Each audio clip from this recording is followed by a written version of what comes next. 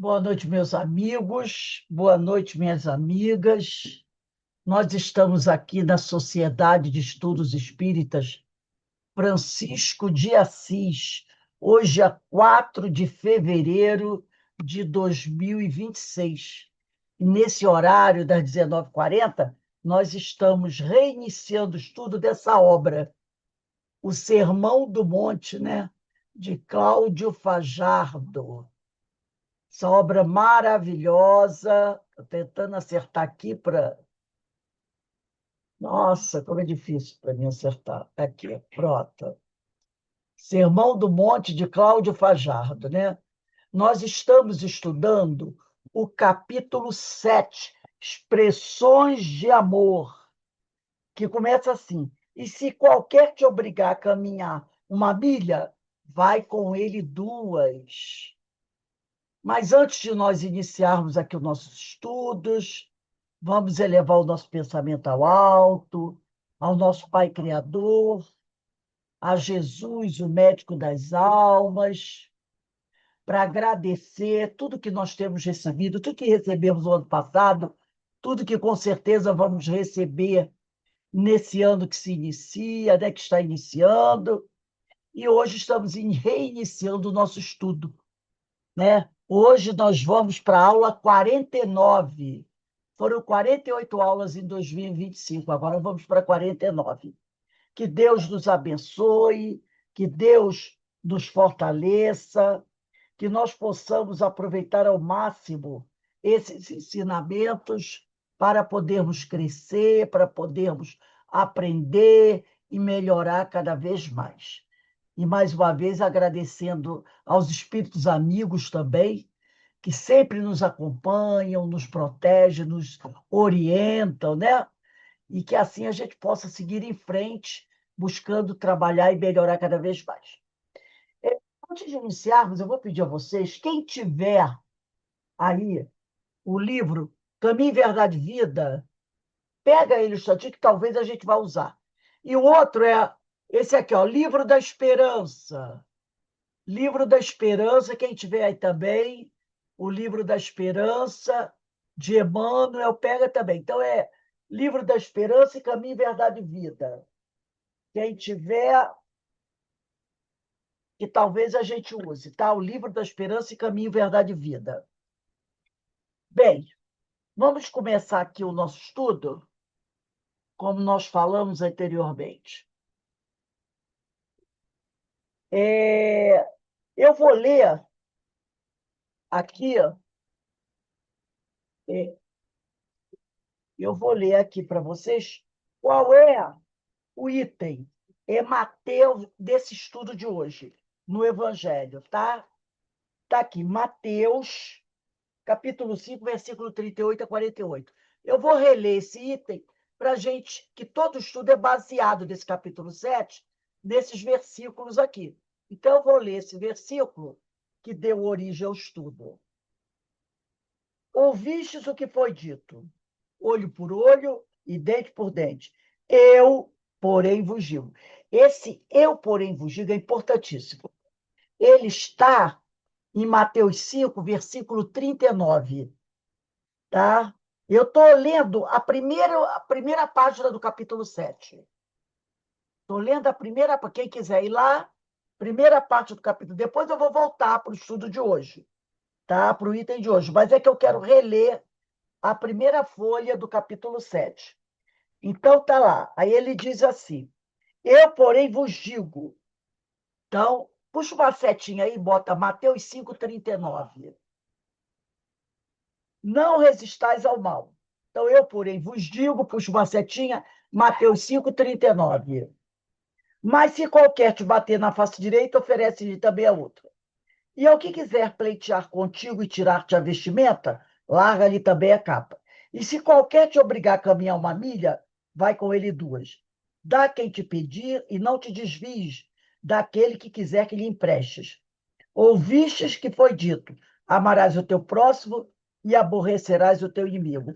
Eu, porém, vos digo, novamente Jesus falando, que está lá em Mateus 5,39. Eu, porém, vos digo: amai a vossos inimigos, bendizei o que vos maldizem, fazei bem aos que vos odeiam e orai pelos que vos maltratam e vos perseguem, para que sejais filhos do Pai, que está nos céus, porque faz que o sol se levante sobre maus e bons, e a chuva desça sobre justos e injustos. Pois, se amardes os que vos amam, que galardão havereis? Não fazem os publicanos também o mesmo? E se saudardes unicamente os vossos irmãos, que fazeis demais? Não fazem os publicanos também assim? Sede vós perfeitos, como perfeito é vosso Pai que está nos céus. Então, esse versículo de Jesus, que ele coloca lá em 5,39, Mateus 5,39, e também nós vamos encontrar um pouco mais abaixo, quando ele diz: Eu, porém, vos digo, isso é importantíssimo, vamos relembrar. Por que Jesus disse isso? Eu, porém, vos digo, eu não vou fazer que nem a Carmen fez na outra aula, não. Perguntando e mandando todo mundo responder, e no final ela aprovou todo mundo. Aprovou todo mundo. Né? Muito espertinha, aprovou todo mundo. Não quer comprometimento. Então, né? Lá do estudo evangelho, eu estava aqui só prestando atenção. Malandra, aprovou todo mundo. Está todo mundo assim. Ela ainda fez assim com o dedo.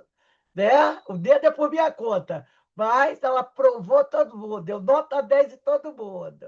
Tudo bem. Aí Jesus diz: Eu, porém, vos digo. Por quê? Porque nós, ao longo da história do mundo, ao longo da história das religiões, um monte de gente disse coisas para nós. Ah, você tem que fazer assim, porque é assado, porque lá na Bíblia, no livro tal, está escrito assim, não é? Sempre está lá, dente por dente, olho por olho. Se alguém fizer algo contra você, vai lá e faz também. Não é isso que nós aprendemos? Inclusive, dentro das religiões, tem cada frase fantástica, né? Se você pecar, você vai para o inferno. Também, não faça nada no sábado, porque o sábado é de Deus, então você não pode fazer nada no sábado. Foi nos dito muita coisa. Mas Jesus diz assim, ó, eu, porém, vos digo. Quer dizer, a quem devemos ouvir? A ele. Ouvimos muita coisa. Muitos religiosos, muitos livros religiosos nos disseram um monte de coisa. Mas ele diz aqui, ó, eu, porém, fugiu. Então ele começa dizendo, acho que é do Mateus 5,38, ouvistes o que foi dito. Quer dizer, ouvistes o que foi dito pelos outros, né? Ouvistes o que foi dito. Ele fala bem assim, ele começa assim: ouvistes o que foi dito. Isso está lá em Mateus 5,38. Ouvistes o que foi dito. E o que foi dito? Olho por olho e dente por dente. Pergunto a todos vocês. Ó, vou fazer a provinha também. Pergunto a todos vocês. Vou perguntar para a professora. Carmen, Deus disse isso? Olho por olho, dente por dente? Não. Não. Ninguém vai encontrar Jesus dizendo, o Senhor disse isso. Não. Ele diz, ouvistes o que foi dito pelos homens. Aí depois ele fala, no 5,39, eu, porém, vos digo, para não para que não se oponha, para que não resistais ao mal. E aí ele dá um exemplo, porque ele diz assim, para que não resistais ao mal. Aqui na minha Bíblia está escrito, eu, porém, vos digo, para não se opor ao malvado. É tudo a mesma coisa. Aí ele não se contenta em dizer isso. Ele não se contenta em dizer, eu, porém, vos digo, que não resistais ao mal, como está no nosso livro, estou seguindo o que está no Sermão do Monte. Ele não se contenta, ele dá o exemplo. Ele desenha para a gente. Ele diz aqui, ó, no, no 5:39, pelo contrário, ao que te bater na face direita, vire também a outra. E aqui no nosso livro tá, mas se qualquer te bater na face direita, oferece também a outra. Então ele diz assim, eu porém vos digo, não resistais ao mal. Aí muita gente ficou assim, o que Jesus quis dizer com não resistais ao mal? Ele sabia que a gente ia fazer essa pergunta. Ele sabia que a gente ia perguntar o que ele está querendo dizer com não resistais ao mal. Ele sabia que a gente ia perguntar isso. Aí ele disse assim, vou desenhar. Vou desenhar. E desenhou. Se alguém te bater na face direita, oferece-lhe também a outra. É isso que eu digo. E não dente por dente, olho por olho. Isso, o mundo diz para vocês. O mundo diz isso para vocês. Mas eu digo outra coisa. Digo aquilo que o pai mandou eu dizer. Se alguém te bater numa face, oferece a outra. E aí o pessoal diz, mas peraí. Por isso que não tem nota 100, dona Carla. Porque a gente fica assim, ó. Senhor, a gente faz que nem Ananias. Quando Jesus disse para Ananias, vai lá na cidade, naquela cidade, que tem um homem lá que eu quero que você ajude. Aí a Ananias fica toda empolgada, né? Lá em Damasco. Aí a Ananias fica toda empolgada. Tudo bem, senhor, eu vou sim. Qual o CPF do indivíduo? Aí Jesus diz. Aí Ananias para, volta atrás, rebobina e diz: Senhor, tem certeza que o senhor quer que eu vá lá ajudar esse homem?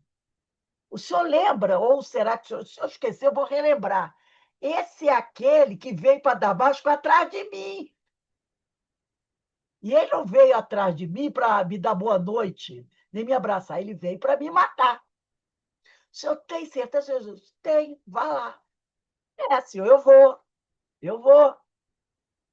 Entendeu? Então, aí a gente fica assim, mas, senhor, se alguém bater na minha face, tem duas coisas que o homem, né, aquele homem viril, diz: ninguém bate na cara que mamãe beijou. Não tem esse ditado?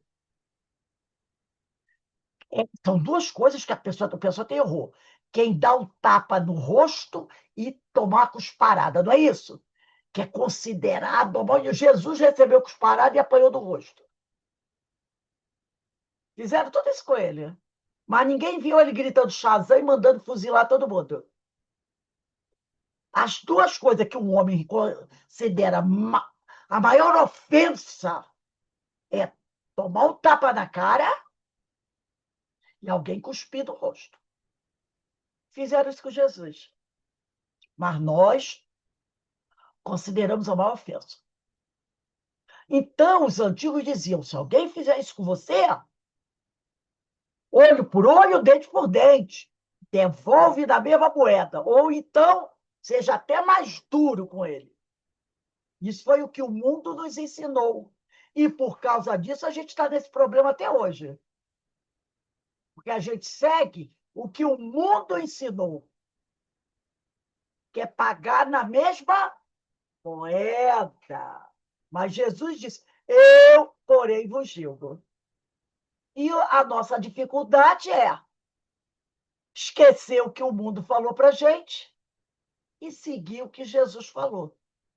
Porque para seguir o que Jesus falou, eu tenho que deixar o meu orgulho de lado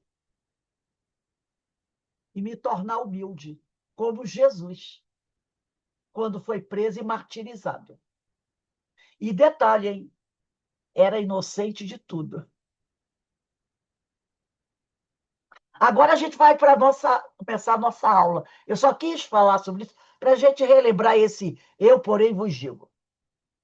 E aí ele diz aqui, ó, e se qualquer te obrigar a caminhar uma milha, vai com ele duas. Isso está em Mateus 5,41. Vai com ele duas. Isso aqui é outra coisinha que para a gente é difícil, né? Aquele que obriga alguém a algo não deixa opção de escolha, claro. Porque se alguém está me obrigando a fazer alguma coisa, ele deixou escolha para mim, opção de escolha para mim? Claro que não. Ele está me obrigando a fazer alguma coisa. Ele não disse: olha, meu filho, se você não quiser caminhar comigo, está tudo bem. Não, não. Aquele que obriga alguém a algo não deixa opção de escolha. A atitude é definida pelo próprio verbo, ou seja, é obrigatoriedade. Por ainda não estarmos em plena afinidade com as leis maiores da vida, somos compelidos a situações impositivas, definidas por livre-arbítrio, mal direcionado anteriormente. Ele está querendo dizer o quê? Como eu, passado, não usei bem o meu livre-arbítrio, hoje eu sou obrigada a aceitar algumas coisas que são o quê? Impositiva. Eu estava estudando hoje um livro que eu sei que a gente fala de muitos livros aqui, mas esse livro que eu estou lendo é do Ricardo de Bernardi. É o mesmo autor do Reencarnação em Xeque, é o mesmo autor desse outro livro aqui que eu estou lendo também, que é ótimo. Foi o primeiro livro dele, Gestação Sublime Intercâmbio. A capa é linda, né? Gestação Sublime Intercâmbio, Ricardo de Bernardi. Esse é o livro do estudo da segunda-feira. É o mesmo autor do livro Reencarnação em Xeque, Ricardo de Bernardi. Esse é o primeiro livro dele. E eu estou lendo esse aqui também, que é Reencarnação e Evolução das Espécies. Muito bom. O Ricardo de Bernardi é médico, pediatra, se eu não me engano, um profundo estudioso da doutrina. E nesse livro aqui, é, no capítulo 3, ele usa uma frase que vem bem. O título do capítulo 3 é A Terra Primitiva, Berço da Reencarnação. E ele vai dizer assim. Deixa eu pegar aqui.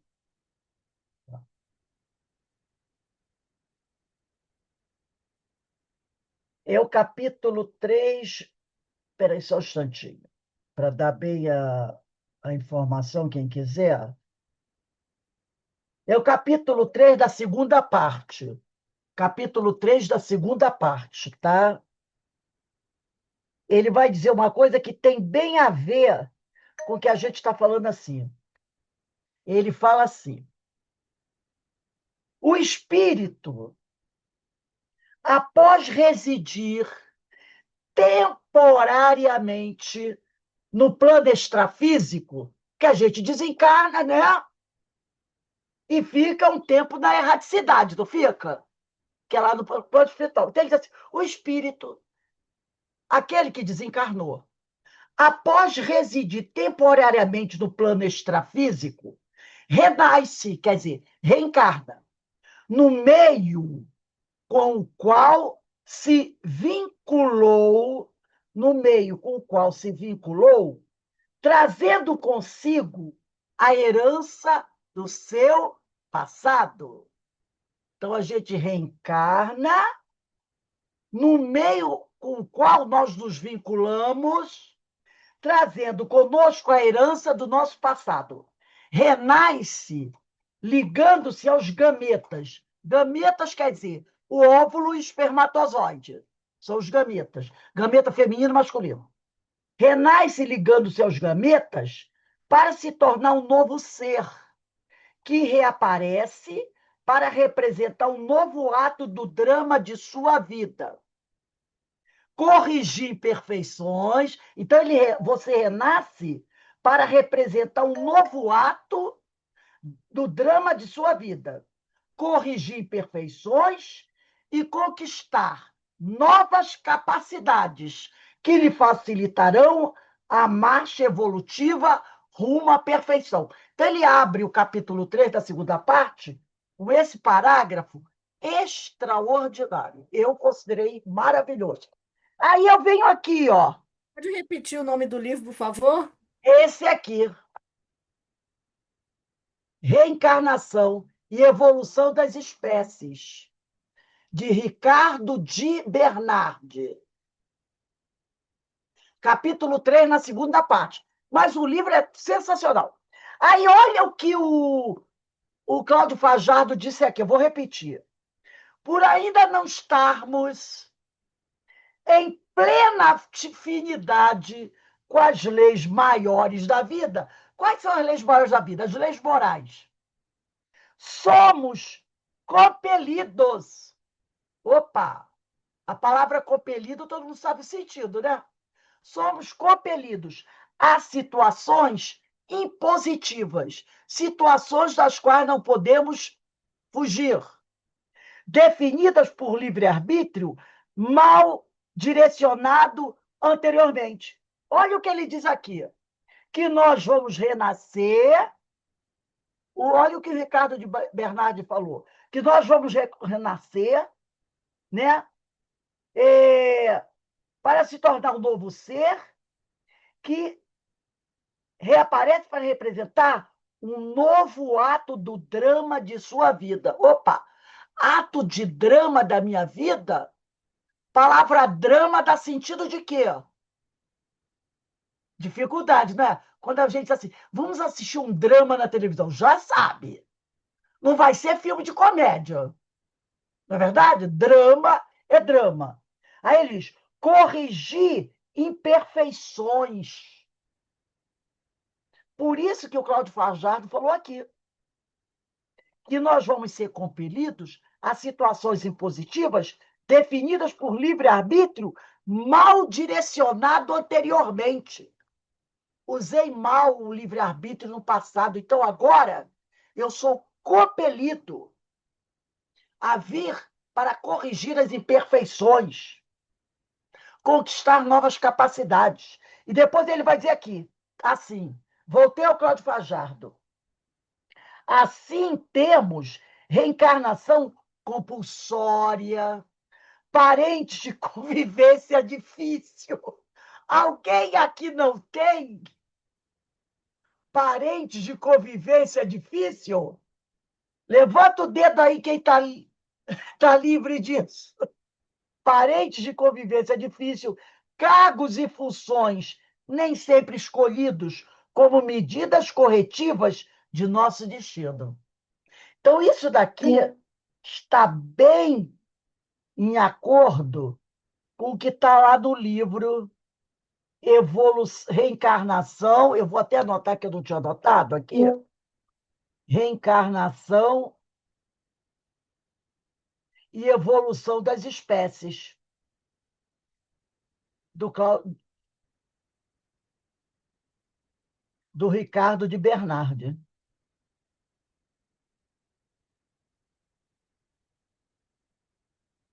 Capítulo 3, segunda parte. Então, na realidade, nós temos o quê? Como foi dito aqui pelo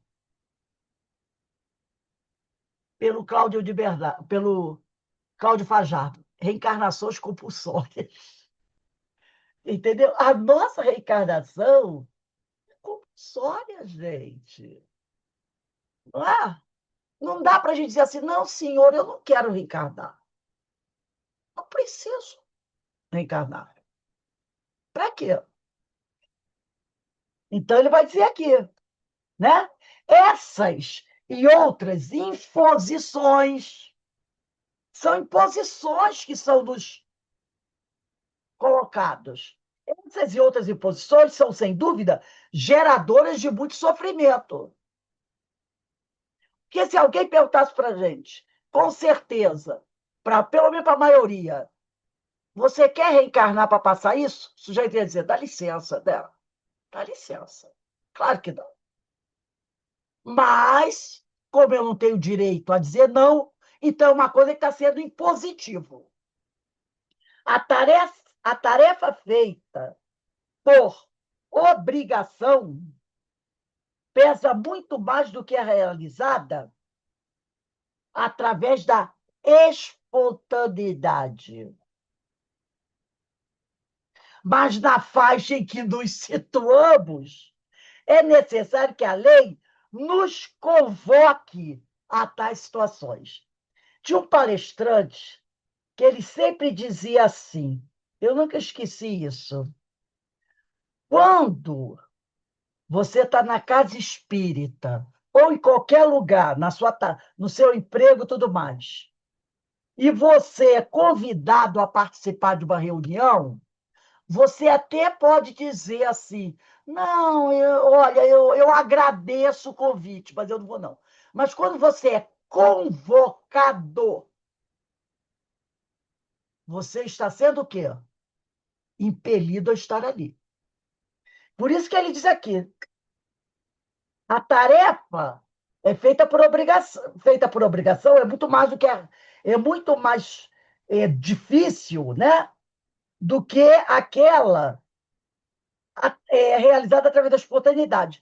Mas nós, na faixa evolutiva em que nos situamos, Deus não pode nos convidar a uma nova reencarnação. Não é? Os espíritos amigos não podem dizer assim, Denise, querida companheira, quero convidá-la a uma nova reencarnação. Não, nós não somos convidados no nível evolutivo que nos encontramos. Nós somos convocados a uma nova reencarnação. Então, muito interessante isso, né? Aí, continuando aqui. Assim, a primeira milha é uma medida, né, de comprimento, de distância. Assim, a primeira milha expressa no atendimento às questões de justiça se faz necessária. Então, assim, a primeira milha expressa do atendimento às questões da justiça se faz necessária para que amanhã, já refeitos dos erros cometidos, possamos galgar nossos primeiros passos em posições de amor definidos pela espontaneidade. Então, pelo que ele falou aqui, assim, a primeira mídia expressa do atendimento, olha só, no atendimento às questões da justiça, se faz necessária para que amanhã. Então, essa primeira milha é o quê? É uma encarnação? Olha como ele diz. Assim, vírgula. É que às vezes eu leio correndo e pulo passa a vírgula. Então, eu me forço a ler devagar para poder eu mesmo ler a vírgula. Assim, vírgula. A primeira milha expressa no atendimento às questões da justiça se faz necessária para que amanhã, já refeito dos erros cometidos, possamos galgar nossos primeiros passos em posições de amor definidos pela espontaneidade. Foi o que ele falou do início. Ele disse que quando você faz a tarefa com espontaneidade, ela é tranquila.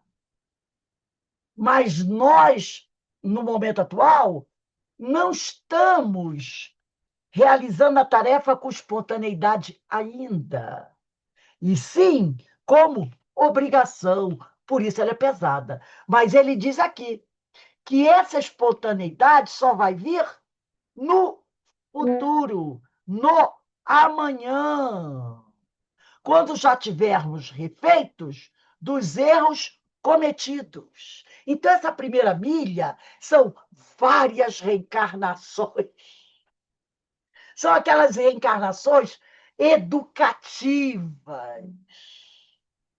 Depois que passarmos por elas e tivermos nos refeitos desses erros cometidos no passado, aí sim a gente vai passar para a segunda milha, porque nós ainda estamos na primeira milha.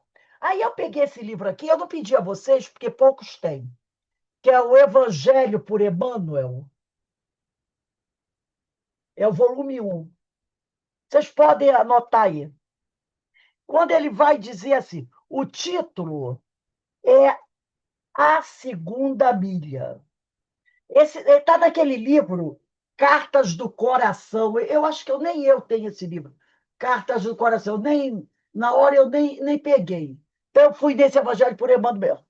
Ele começa assim, falando a segunda milha, mas ele começa falando da primeira, depois que ele vai falar da segunda. Ele diz assim, a segunda milha. As milhas, aqui quem fala é o Emmanuel, tá? Está lá o meu, está lá, Mateus capítulo 5, versículo 41, a segunda milha. No meu é página 139. Ele fala assim: as milhas a que se reportam os ensinamentos do Mestre são aquelas de nossa jornada espiritual no processo de elevação cada dia. Essas são as milhas. Aprende a ceder para os outros, se desejas realmente ajudar.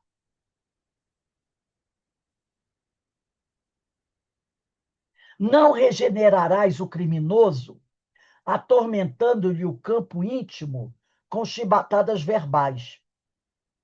Não corrigirás o transviado à força de imposições humilhantes, e nem conquistarás a confiança curativa do enfermo, aprofundando-lhe as próprias chagas. Em qualquer problema que alcance as raízes da alma, é imprescindível penetrar o núcleo vivo de elaboração do pensamento, e aí depositar a bendita semente da simpatia a favor da solução necessária. Vencer sem convencer é consolidar a discórdia.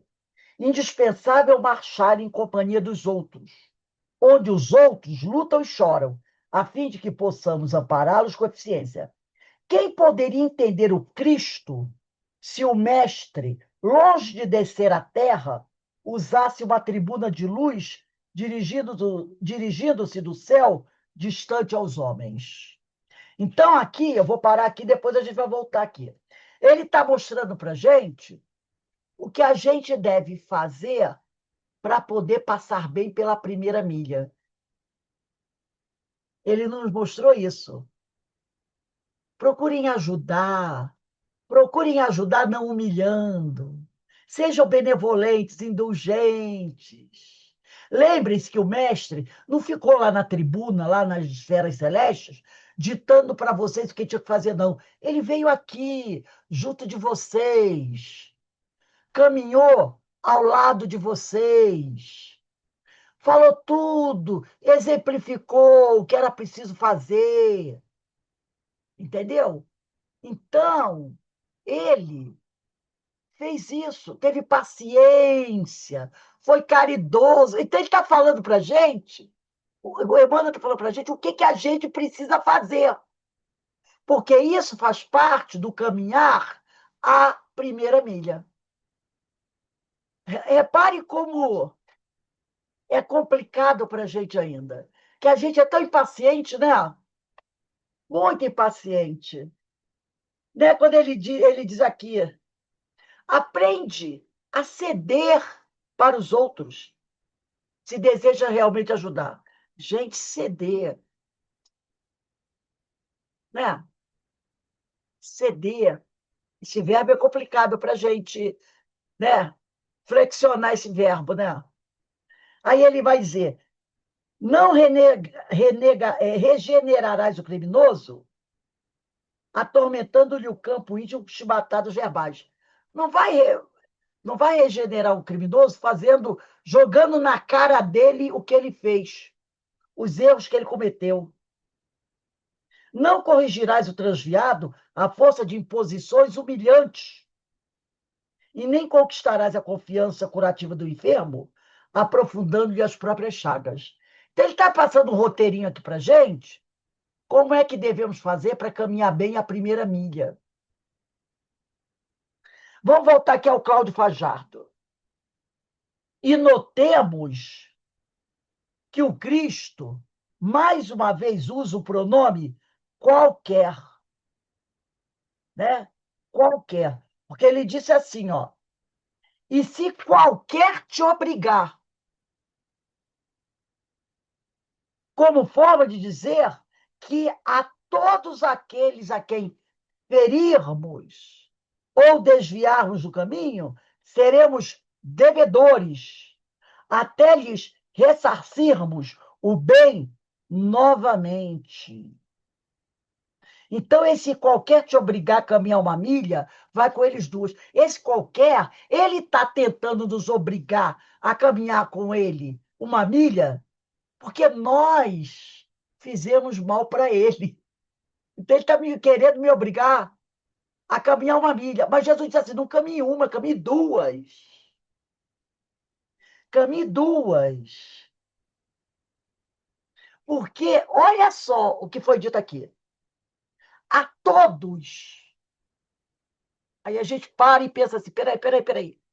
Quantas reencarnações eu devo ter tido até hoje?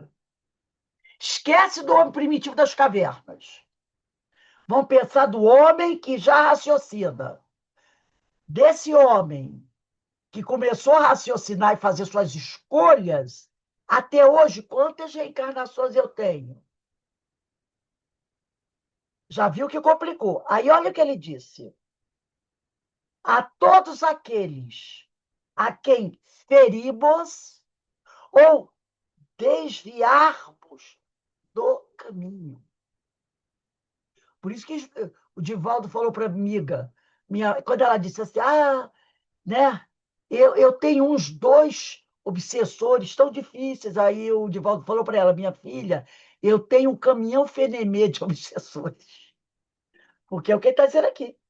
A todos aqueles a quem ferirmos ou desviarmos do caminho, seremos devedores. Quer dizer, somos compelidos a buscar ajudá-los, a nos retratarmos, até, olha só, até lhes ressarcirmos o bem novamente. Por isso que essa primeira milha, ela não se restringe a uma reencarnação, porque não dá para fazer isso numa reencarnação, não. É muito tempo. É muito tempo. Mas, graças a Deus, nós já caminhamos algumas milhas, né? Já caminhamos algumas boas milhas. Tanto caminhamos que hoje estamos falando disso. E ninguém está aqui dizendo anátema! Isso é anátema! Ninguém está dizendo isso. Está todo mundo dizendo assim, né? Né? É diferente. Antes a gente ia dizer anátema. Heresia! Mas a gente hoje, ninguém está dizendo de heresia. Aí depois ele diz assim, e ele diz, aquele que te obrigar a caminhar uma milha, vai com ele duas. Quer dizer, vai com ele duas. O verbo ir, no presente do indicativo. Eu vou, tu vais, ele vai. Dá conotação de dinamismo àquele interessado na ação. Já diz o dito popular, quem não quer, manda. Quem quer, vai. A proposta cristã de ação do bem só se faz realidade na presença do semelhante, conforme nos atesta o entendimento do pronome pessoal aqui usado. Ele vai com ele duas. Então, a proposta cristã de ação do bem só se faz realidade na presença do semelhante. Eu tenho que estar com ele ali. Não adianta mandar recado. Conforme nos atesta o entendimento do pronome pessoal aqui usado. Ele, que é a terceira pessoa singular. É preciso ir com ele, estar com ele, ressarcir com ele. Não adianta dizer assim, ó, vou te mandar um saquinho de moedas. Não, vai caminhar ao lado dele. Por isso que ele falou, lembra dos parentes difíceis?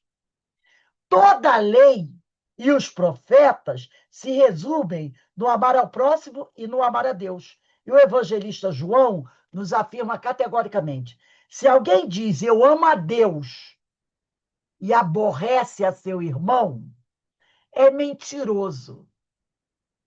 Pois quem não ama seu irmão, ao qual viu, aquele que está do seu ladinho, como pode amar a Deus a quem não viu? João é danado, né?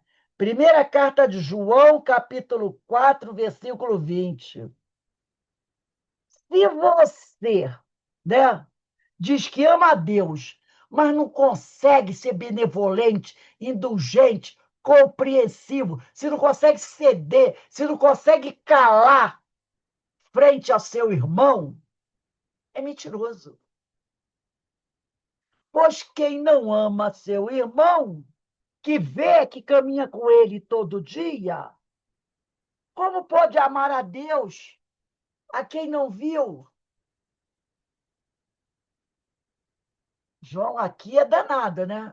João aqui, ó, jogou-se, ó, toma, aprende.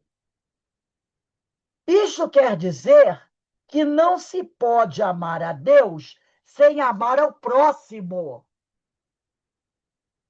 Quem não ama o seu próximo, não ama o seu irmão, que está vendo e não faz o possível para ajudá-lo, não ama a Deus.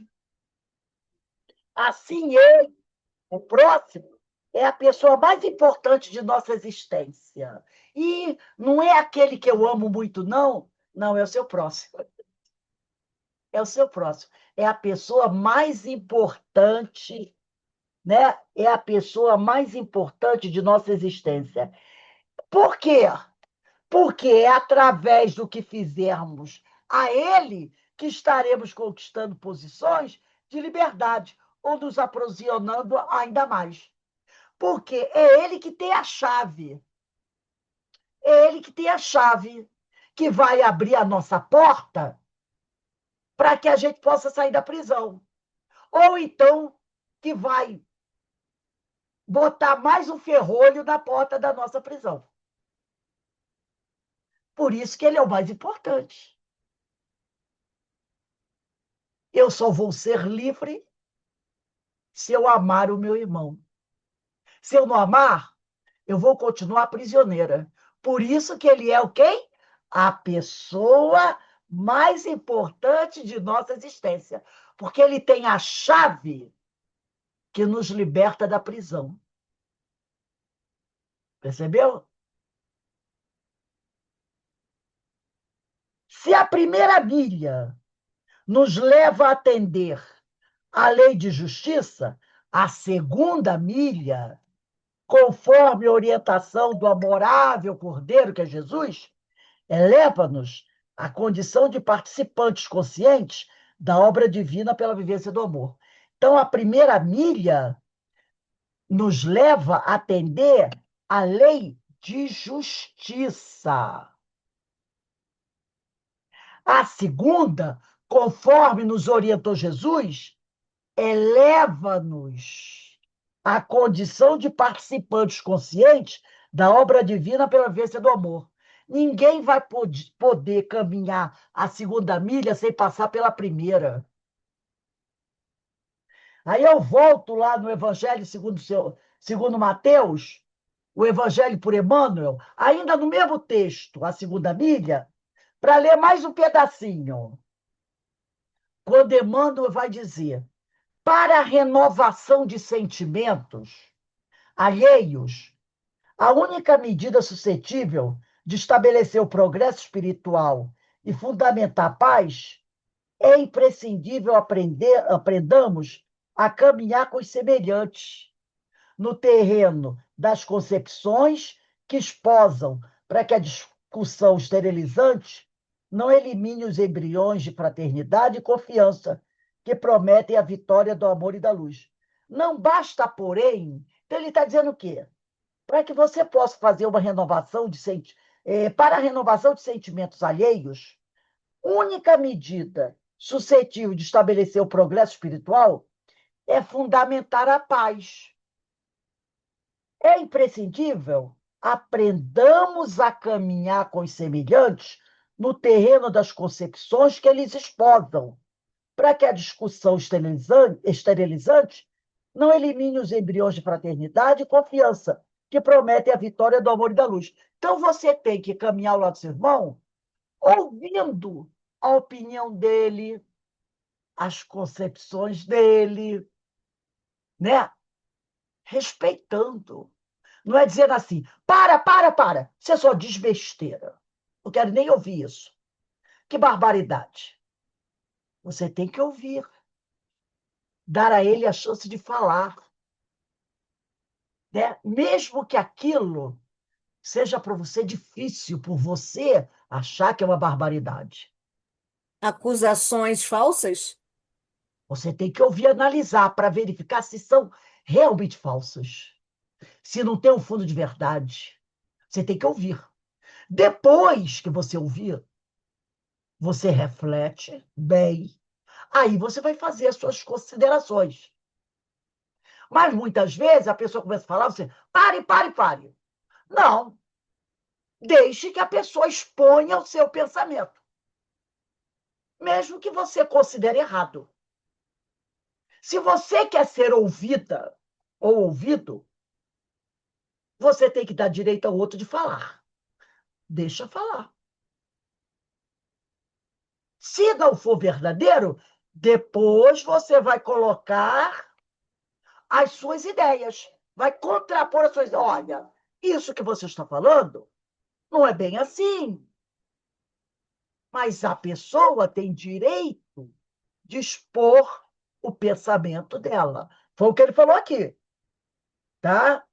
Ele diz aqui, ó, aprendamos a caminhar com os semelhantes no terreno das concepções que eles esposam, para que a discussão esterilizante não elimine os embriões de fraternidade e confiança que prometem a vitória do amor e da luz. Porque se você não deixar a criatura falar, como é que ele vai compreender as suas colocações? Primeiro você coloca tudo. Ele falou tudo, falou? Agora vamos lá. Ponto 1. Você disse isso. Não é bem assim. Aí o outro vai ouvir, vai refletir ou não. Vai aceitar ou não, que ele também tem o direito de dizer que não concorda. É direito dele. A gente não pode fazer nada. Mas olha o que Emmanuel diz aqui. Não basta, porém, concordar secamente com quem se desvencilha de um fardo desagradável. Também não adianta dizer assim, tá bom, então o que você falou tá legal, deixa para lá. Também não adianta fazer isso, entendeu? É preciso caminhar com o próximo, confraternizando. Ainda mesmo quando estejamos em companhia de um delinquente, adotemos por guia a piedade, edificante que auxilia sem qualquer exteriorização de superioridade. Então, como você falou, se uma pessoa faz acusações, começa a falar, ouve. Por quê? Se não tivermos, se tivermos a certeza que somos inocentes, no que a acusação dele vai pesar para a gente? Nada, nada. A sua consciência é que dita o seu coração, o seu sentimento. A pessoa pode fazer a maior injúria. Se você tem certeza de que você não fez aquilo, que você é inocente das acusações, acabou. Quem acusa é que tem o ônus da prova. É que tem que provar. Não é você. Você tem certeza que é inocente? Eu pergunto, onde estão as provas, querido companheiro?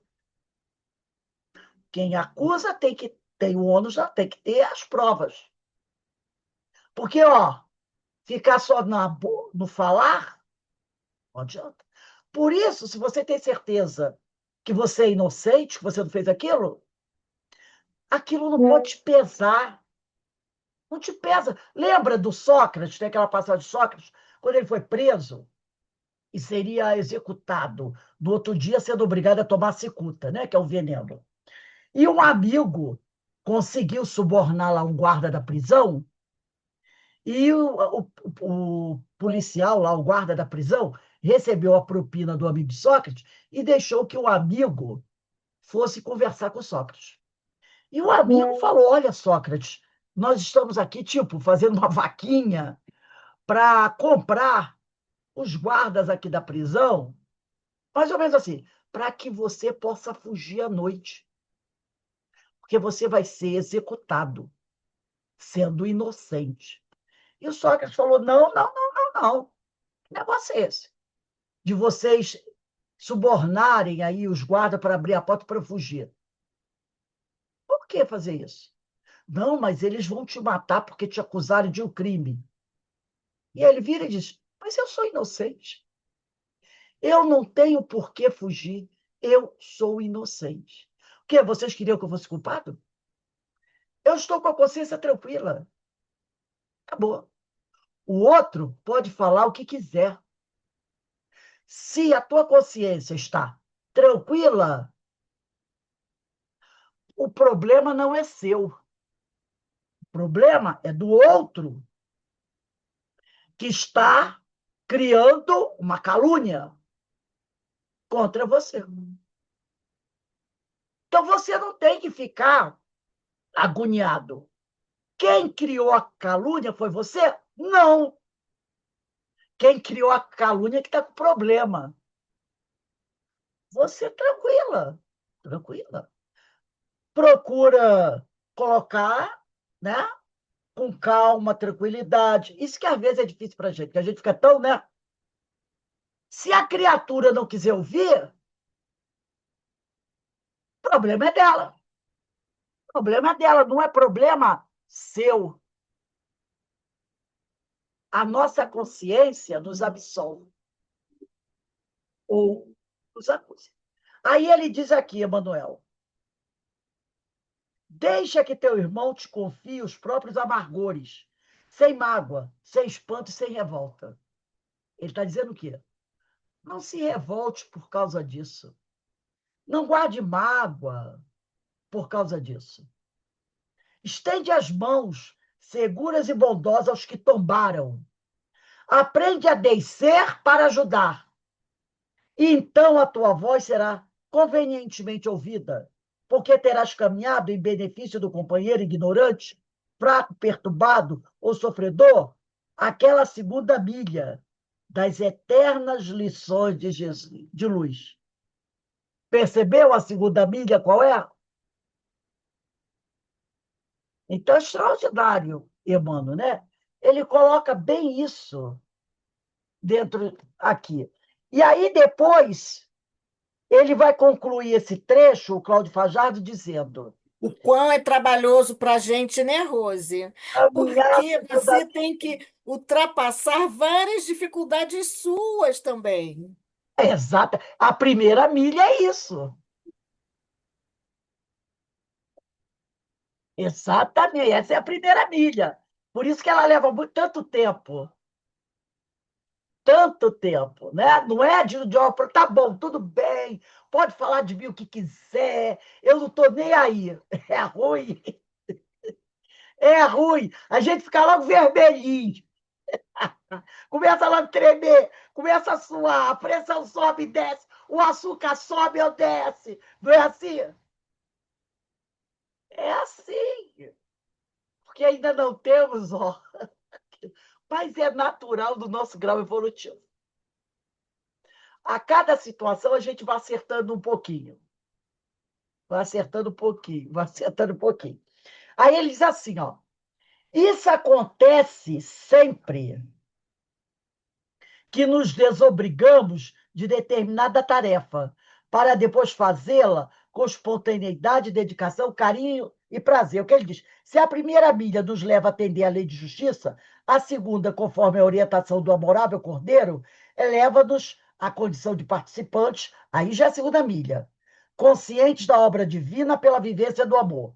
Isso acontece sempre que nos desobrigamos de determinada tarefa, para depois fazê-la com espontaneidade, dedicação, carinho e prazer. Então, a gente deve sempre ter boa vontade ao servir ao nosso próximo. É um ato de generosidade em que, ao prestar o atendimento, faz-se mais doando-se muitas vezes com o próprio sacrifício pessoal. Então, quando nós vamos servir alguém, auxiliar alguém, seja lá da forma que for, a gente tem que fazer isso com boa vontade. Isso é um ato de generosidade da nossa parte, porque quando você vai prestar um atendimento, você mais se doa, tá? Com o próprio sacrifício pessoal. Com o próprio sacrifício pessoal. Ele aqui não está se referindo. Quando o Cláudio Fajardo falou isso, ele disse aqui: sempre que nos desobrigamos de determinada tarefa para depois fazê-la com espontaneidade, dedicação, carinho e prazer. Ele não está falando somente nas necessidades materiais, mas principalmente nas espirituais. Então, a gente tem que estar sempre procurando o quê? Auxiliar com boa vontade, com carinho, com compreensão, entender que o companheiro ainda está naquela faixa de evolução, né? É o que é difícil para a gente. Entender que o companheiro ainda está naquela faixa de evolução. Porque se a gente não compreender isso, nós vamos cair. Vamos cair. Ele ainda age assim, que ele ainda não compreende a forma correta de agir. Então, ele faz isso. Talvez esse modo de agir seja o modo que ele tem de fazer uma catarse. Porque, às vezes, a pessoa é revoltada consigo mesmo, tem suas frustrações, né? Tem suas mágoas pessoais, tem suas insatisfações. Olha para trás e vê o que deixou de fazer e o que fez, viu que a vida, né? Suas amarguras. E aí um dia ele encontra você para ser o quê? A tábua de pancada dele. Ele quer botar para fora tudo aquilo que está engasgado aqui, não porque ele acha que o outro fez, não, que ele sabe que deixou de fazer. E aí ele quer o quê? Fazer uma catarse. E ele escolhe alguém e atira nessa pessoa. E a gente tem que entender isso. Então, tudo bem, eu entendi por que ele está fazendo isso. Não é tipo assim, ele não é algo que ele tenha contra mim, é algo que ele tem contra ele mesmo. Então, ele quer atirar em alguém, atirar, sabe? Então, ele elege alguém e manda ver. Mas ele está botando para fora coisas dele, amarguras dele, insatisfações dele. E aí ele, né, coloca para fora. Aí o Cláudio Fajardo vai dizer aqui, resumindo, podemos seguramente afirmar que se a primeira milha representa a justiça, é aquela fase do aprendizado, a segunda é a expressão de amor. Ninguém vai chegar na segunda sem passar pela primeira. A primeira é a milha, né, da correção das imperfeições, né? Essa é a primeira milha. É a milha, é o período da correção das imperfeições, da lapidação. A primeira milha é essa. A segunda milha é a expressão do amor. Quando você vai colocar em prática tudo aquilo que você aprendeu com Jesus, sem raiva, naturalmente. Naturalmente. É por isso que Paulo de Tarso, com toda a sapiência que lhe é peculiar, nos afirma, na segunda carta aos Coríntios, capítulo 3, versículo 17. Segunda carta aos Coríntios, capítulo 3, versículo 17. Ele vai dizer assim, ó, ora, o Senhor é Espírito, e onde está o Espírito do Senhor, aí há liberdade. Então, ora, o Senhor é Espírito. E onde está o Espírito do Senhor, aí há liberdade. E onde o Espírito do Senhor está? Na expressão do amor. Aí você é totalmente livre. Fantástico esse estudo, né? Muito bom, muito bom. Coloca para a gente, né? Tudo aquilo que a gente. É a tal da primeira milha e a segunda milha. Nós precisamos caminhar essa primeira milha. A gente só está na primeira milha. Porque é justamente nesses acontecimentozinhos que a gente percebe que a gente ainda está na primeira milha. Mas, graças a Deus, antes, isso redundava em morte. Lembra? Lá na segundo, século XIX, isso dava o quê? Você puxava as luvas, pá! Não batia nem com a mão no osso, era com a luva, né? Pá, pá! Vamos resolver isso no campo do duelo. Convocava-se os padrinhos, preparavam as armas, só um sairá vivo. Aí podia morrer o caluniador ou podia morrer o caluniado. E daí? De repente, o inocente morria, o caluniado. E o caluniador ia embora, tranquilo. Hoje, a gente não bate mais com a luva do rosto do outro. A gente discute. Pô, cala a boca, como você está falando uma besteira dessa? Né? Sobe isso, sobe aquilo, passa mal, fica chateado, mas já não saca a luva do bolso, nem puxa as adagas da batina, como lá em 1500 e pouco, né? Que lá em 1500 e pouco, todo mundo levantava a batina e puxava o punhal. E cortava o pescoço do sujeito, lembra? Em 1800 e pouco, já não puxava o punhal, mas puxava as luvas, convidando o outro ao duelo. Hoje, a gente discute, fala até os palavrões de vez em quando, né? Amanhã, você não vai discutir. Talvez fique só emburrado e vai dormir de cabeça quente. Opa, tá subindo. Depois você vai dizer: vamos orar pelo nosso irmão. Sinceramente. Não é que ele vou orar por você. Não, vai orar sinceramente. Opa, já está quase terminando de caminhar a primeira milha. Está faltando um pouquinho. E assim a gente vai. Assim a gente vai. E a gente vai chegar lá, porque é da lei. É da lei que a gente chegue lá.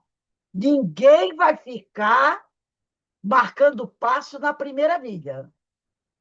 Pode até demorar um pouquinho, mas ninguém vai ficar atolado na lama no meio lá da primeira milha, né? E dependendo da nossa evolução, né?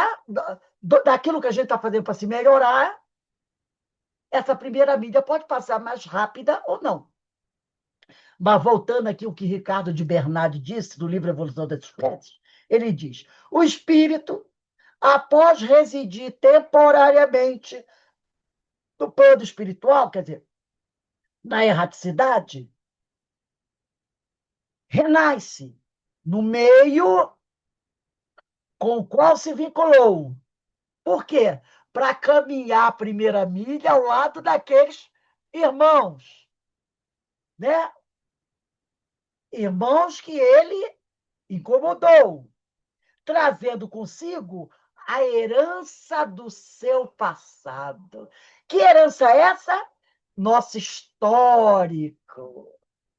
Porque quando eu reencarno, o meu histórico não é adeletado, apagado. Não tem nenhum hacker que consiga apagar o nosso histórico. Bem que a gente estava doida para arrumar um hacker desse, né? Dá um bom dinheiro para ele, apaga esse, aperta essa tecla delete aí.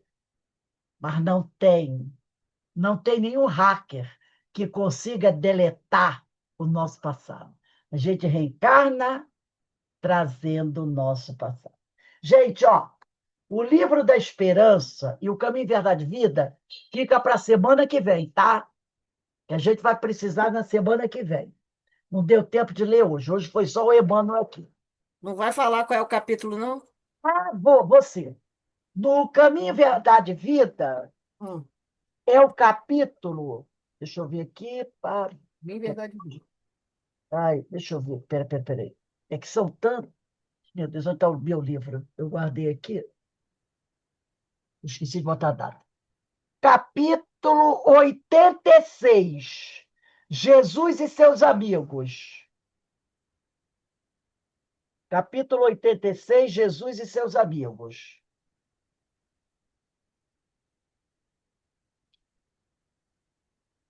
Deixa aí para gente. E no livro da Esperança é capítulo 41. Vou ter até a data errada aqui. Próxima aula vai ser dia 11. 11/2. Eu botei 11/1. 11/2. Então, Caminho, Verdade e Vida, capítulo 86. Livro da Esperança, capítulo 41. Concessões. Coisa que a gente adora fazer, né? Concessões. Ai, meu Deus, como a gente adora fazer concessões. Então, gente, semana que vem, nós vamos começar aqui. Ouviste o que foi dito: amarás o teu próximo e aborrecerás o teu inimigo. Isso é o que foi dito, mas aí, ó, olha como começa. Ouvistes o que foi dito, mas depois vem, eu, porém, vos digo, né? É. Então, aqui, ó. Ouvistes o que foi dito, amarás o Isso. teu próximo e aborrecerás o teu Aí inimigo. uma reguinha com os papeizinhos Isso aí é dia bonitos. 11. 11/2. Não. Ah, não, gente, Dentro do estojo, não? eu acho que eu estou errado aqui. Peraí. Eu errei aqui. Não. É, a do dia 11 vai ser: dá quem te pedir e não desvies daquele que quiser que lhe emprestes. É o famoso, eu estou vindo pela rua, aí vem aquela pessoa, né? Aí você diz assim: vou baixar a cabeça, vou atravessar para o outro lado. Dá quem te pedir. Aí vem aquele irmão com a rua com as mãos esticadas para você. Dá o dinheiro aí, você olha, não posso, que ela vai embora. E ele diz: e não te desvie, nada de atravessar a rua para não encontrar com aquela pessoa que você acha que é chata, daquele que quiser que lhe emprestes. Então, 11 de fevereiro de 26 aí. Esse sermão do monte é aquela coisa, né? Jesus foi ali no nosso calcanhar de Aquiles. Exato, não. Colocava ali as coisas direitinho. Como é que é a famosa pergunta? Como é que ele sabia que 2.000 anos depois a gente já está com o mesmo problema? A gente já está com a. Por quê? Porque a nossa primeira milha, da época de Jesus até agora, a gente vem caminhando tão lentamente. Ele diz assim: ó, tudo que eu estou dizendo aqui, daqui a 2.000 anos vai ter um pessoal que vai precisar ouvir isso aqui como se fosse ao vivo e a cores. E é assim que é, mas, como diz o outro, né? Assim caminha, isso é o nome de um filme, né? Maravilhoso. Assim caminha a humanidade. Com Rock Hudson, né? Eita. Rock Hudson e aquele menino que morreu, aquele ator, Rock Hudson, não, Gina Lobrini não, aquela mulher maravilhosa, lindíssima, Brigitte Bardot, Taylor, Taylor, Brigitte Elizabeth Bardot. Taylor, Ah, Isa besteira. Rock É, Hudson, o Rock Elizabeth Hudson também Taylor morreu agora. E James Dean. James Dean que morreu bem Nossa, jovem, né? Rock Hudson, Elizabeth Taylor e James Dean. Assim caminha a humanidade. desenterrou lá Esse filme é do fundo do. maravilhoso. Maravilhoso. Esse filme é maravilhoso. Assim caminha a humanidade. Mas é verdade, assim caminha a humanidade. Há 2000 anos que a gente está com os mesmos problemas. Os mesmos problemas. Assim caminha a humanidade. Quem quiser ver um filme bom, procure. Rock Hudson, Elizabeth Taylor e James Dean. Assim caminha a humanidade. Aqueles filmaços antigos, né? É isso aí, meus irmãos. Está chegando o nosso horário, vamos encerrando aqui o nosso estudo. Eu vou pedir para a nossa irmã Márcia. Márcia, você faz a nossa prece de agradecimento?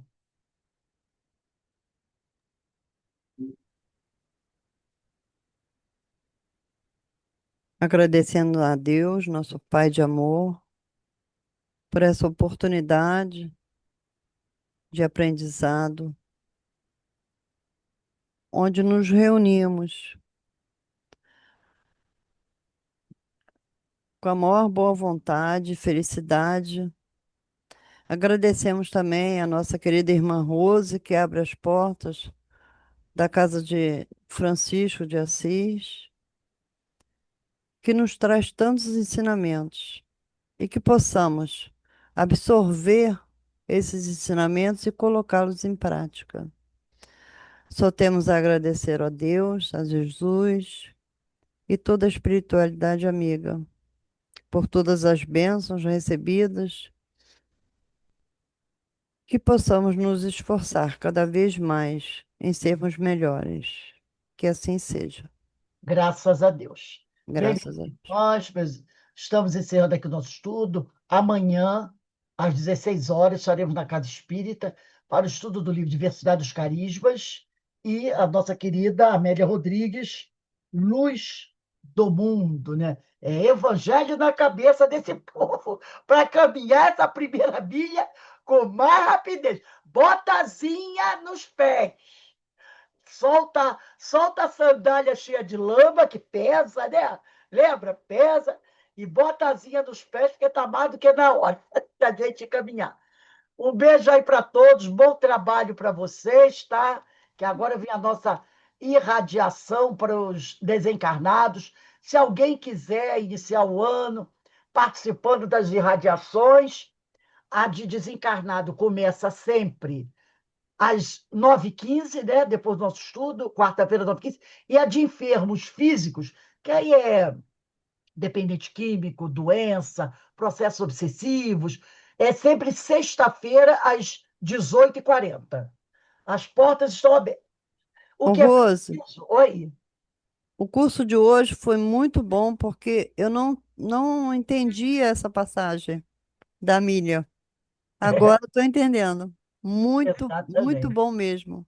Gostei Essa muito. passagem é muito interessante, né? O É, pessoal sempre pensava que era caminhar junto, andar pelas estradas juntos. exatamente. Mas não é isso, né? É, Quer dizer, é mais de outra forma, né? é diferente, é. É diferente. E a nossa, como eu estou falando, a nossa irradiação para enfermos físicos é sexta-feira, 18h40. Como eu falei antes, para que a pessoa possa participar da irradiação, que é um trabalho, né, de vibrar, para a gente vibrar energia para quem necessita, seja encarnado ou desencarnado, é preciso que a pessoa participe, pelo menos, de uma palestra pública e de um estudo doutrinário. Então, se a pessoa participa de um estudo doutrinário e de uma palestra pública por semana, está apta a participar da radiação, tá bom?